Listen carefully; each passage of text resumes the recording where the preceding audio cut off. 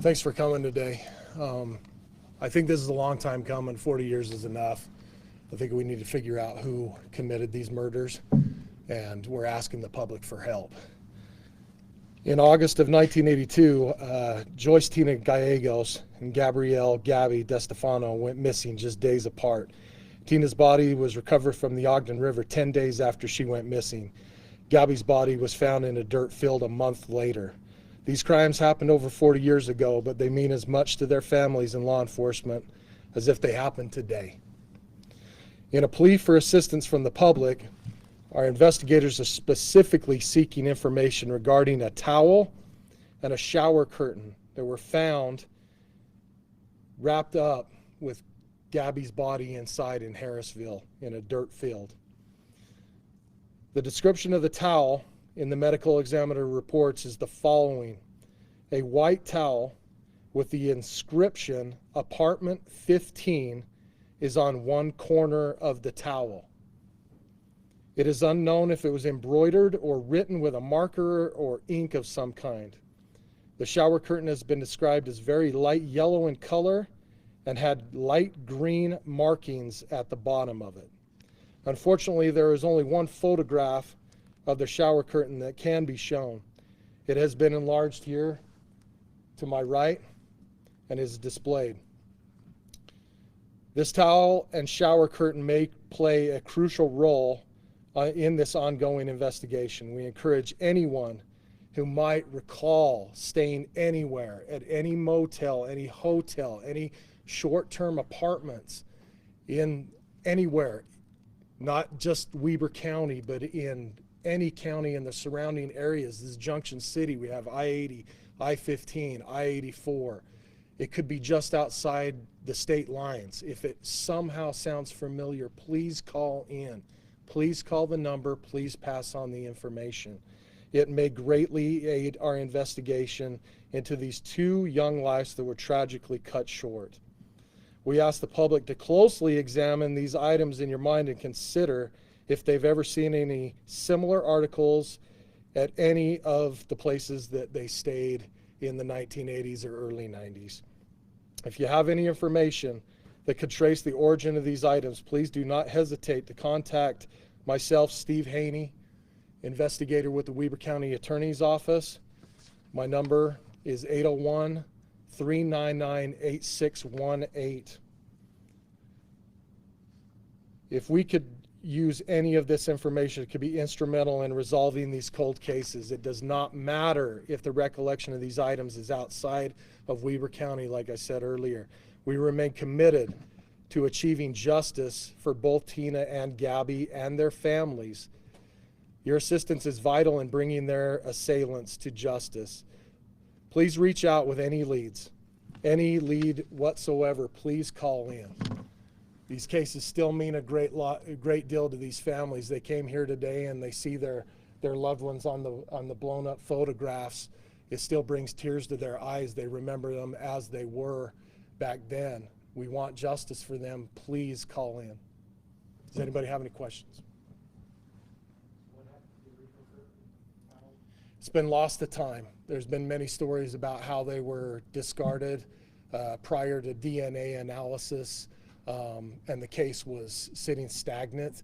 There was also a story of a possible flood that came through the Harrisville Police Department, and evidence was destroyed then. We're not really sure exactly how they went missing, but they are missing.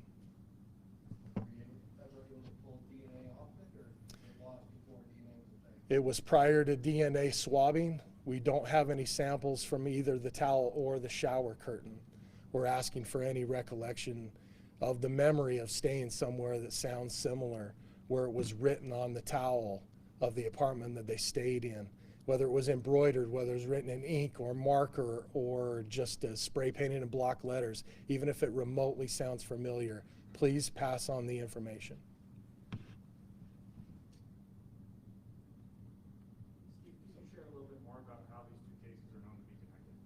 These cases were originally investigated separately in 1982. They were linked in 2010 by investigators who reopened it and used modern technology and got the slugs from both cases and were examined at the Utah State Crime Lab and were shown to be fired out of the same gun. There are 38 slugs, and most significantly were probably fired from either a 38 or a 357 Smith & Wesson. Just for somebody that's not familiar with this area, what state line are you talking about when you mention state line? If you look at the way the freeways run, 80 runs right into Nevada. If you look at 84, it's going to take you up into Idaho. If you go, or Idaho or Wyoming, all these, like I said, this is Junction City.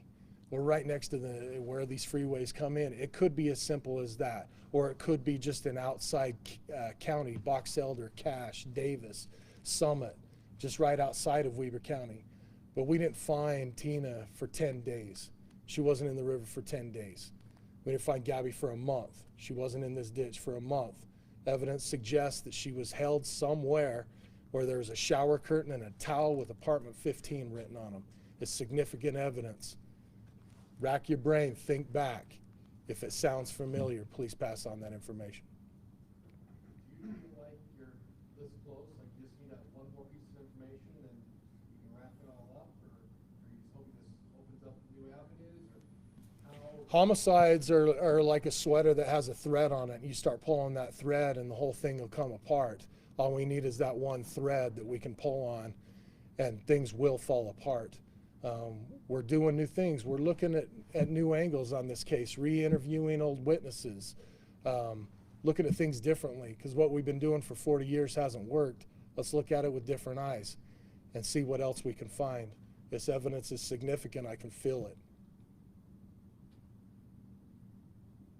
Given the age of these cases, do you have any concern that the person or persons responsible might not be alive? That's always a concern when you get into cold case investigations, that the person responsible has already passed away, yes.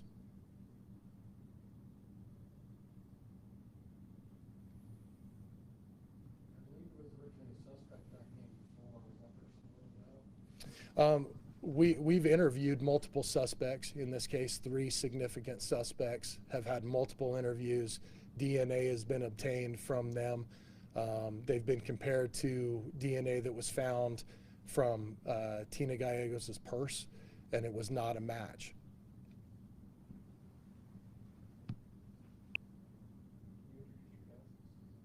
Yes, this is Kristen Perkins. She's the cousin of Gabby. Right here we have Roger Gallegos and his wife, Robin, brother to Tina.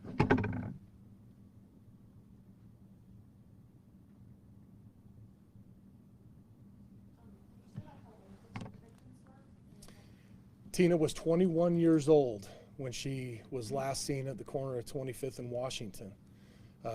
Gabby was 14 years old and was last seen leaving her house in Ogden. Since this case was so long ago, clearly those officers, detectives are clearly retired by now. Are they still working on a volunteer basis on this case, or helping you guys in any way or shape or form? I've spoken to a couple of the detectives who have worked the case in the past.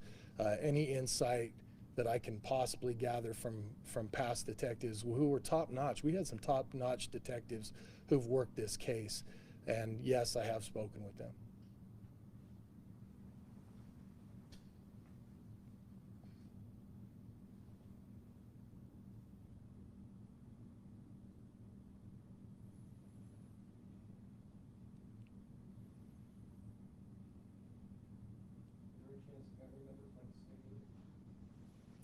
I'll leave that up to them. Kristen, would you like to say anything? Roger, would you like to say anything? Just go ahead. Okay. No, sir.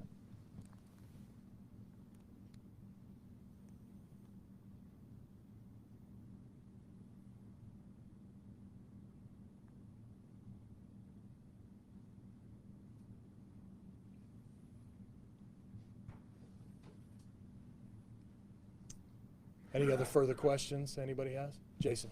Is there an email contact other than a phone number that they can reach you if they need to? Yes, absolutely. If you cannot contact me by phone. If you want to email me, shaney@webercountyutah, fully spelled out, .gov. I'll be more than happy to take an email.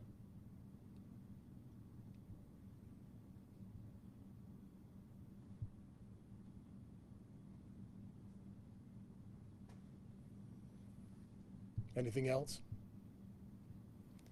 Thank you for coming. Appreciate it.